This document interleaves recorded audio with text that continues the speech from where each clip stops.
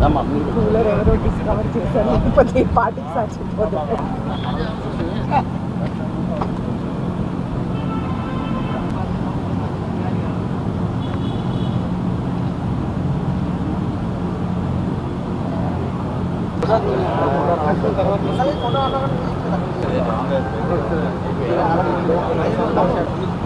మేము Hyderabad వచ్చాలి service officer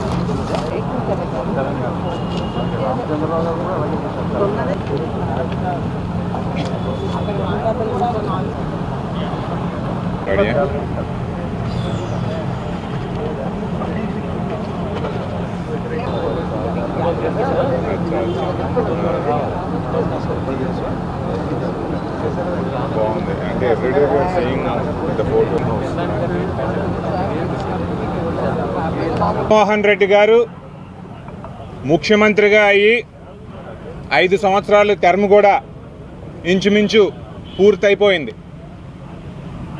ఎన్నో ప్రగల్భాలు పలికి ప్రజలందరికీ ఎంతో మంచి చేస్తానని చెప్పి ఆశ చూపించి ముఖ్యమంత్రి అయిన జగన్మోహన్ రెడ్డి గారు ఈ రాష్ట్రానికి చేసిందంటూ ఏమైనా ఉంది అంటే అదంతా కూడా తీవ్రమైన అన్యాయం ఆంధ్ర రాష్ట్ర ప్రజలకు చేశారు.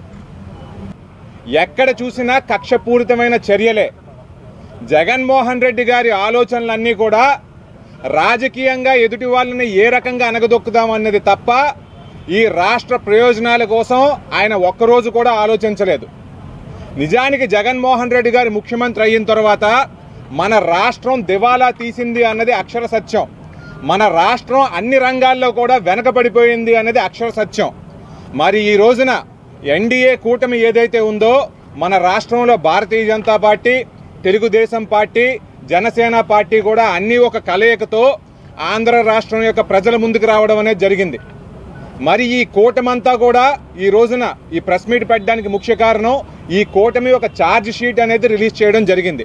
పడిపోయిన వాళ్ళని ప్రోత్సహించడం కోసం ఈ సప్లాన్ నిధులు ఉంటే వాటిని కూడా దారి మళ్లించేసి అన్ని పథకాల్లో భాగంగా వీటిని ఖర్చు చేస్తున్నాను అని చెప్పి చూపించారు. అంటే కనీసం జగన్మోహన్ రెడ్డి గారికి పరిపాలన దక్షత ఉందా లేదా అని చెప్పి నేను అడుగుతా ఉన్నాను. అదే రకంగా సంపూర్ణ మద్యపాన నిషేధం చేస్తాను అని చెప్పి గద్దె ఎక్కిన వ్యక్తి జగన్మోహన్ రెడ్డి. సంపూర్ణ మద్యపాన నిషేధం లేదు, మద్యం యొక్క సేల్స్ పెరిగిపోయాయి, మద్యం యొక్క రేట్లు పెరిగిపోయాయి, మద్యం విక్రయించే షాపులు పెరిగిపోయాయి. ఇదంతటితో పాటు ఏంటంటే అతనికి కావాల్సిన బ్రాండ్సే ఆంధ్ర రాష్ట్రంలో దొరుకుతున్నాయి. అంటే ఈయన పెద్ద మొత్తంలో డబ్బులు లాక్కుంటున్నారు. జగన్మోహన్ రెడ్డి అభివృద్ధి చేయలేదు, తప్పుడు సంక్షేమం చేశాడు, అందరి మీద కూడా కక్ష సాధింపు చర్యలు చేసి ఎంతోమంది చనిపోవడానికి కారణమయ్యాడు, ఎన్నో కుటుంబాలు చిన్నభిన్నం అయిపోవడానికి కారణమయ్యాడు. కాబట్టి ప్రజలందరికీ కూడా మేము ఒకటే తెలియజేస్తూ ఉన్నాం, ఈ ఆంధ్ర రాష్ట్రం బాగుపడాలి అంటే, మన ఆంధ్ర రాష్ట్రం మళ్ళీ స్వర్ణాంధ్రప్రదేశ్గా మారాలి అంటే ప్రతి తెలుగు వాళ్ళు కూడా ఎన్డీఏ కూటమికి ఓటు వేసి గెలిపించమని అందరినీ కూడా అభ్యర్థిస్తూ సెలవు తీసుకుంటున్నాను. రోజు ప్రతి నెల ఉద్యోగస్తులకి సరైన సమయంలో జీతాలు అయితే లేవు, ఎవరికి జీతాలు లేవు, ఎక్కడా లేదు, ఆర్థికంగా వెనకబడిపోయింది, ఉపాధి అవకాశాలు లేవు, యువత వలస వెళ్ళిపోతున్నటువంటి పరిస్థితి ఈ ఆంధ్ర రాష్ట్రంలో ఉంది. ఈ 5 సంవత్సరాల్లో ఒక్క ఇండస్ట్రీ కానీ ఒక పారిశ్రామిక ఇండస్ట్రీ రాలేదు, ఎటువంటి ఇబ్బందులు జరుగుతున్నాయో మీ అందరూ చూస్తున్నారు. అలాగే విజయనగరం జిల్లాకు వచ్చినట్లయితే ఫెర్రో అల్లాయిస్ చాలా అంటే కీలకమైనటువంటి పరిశ్రమ.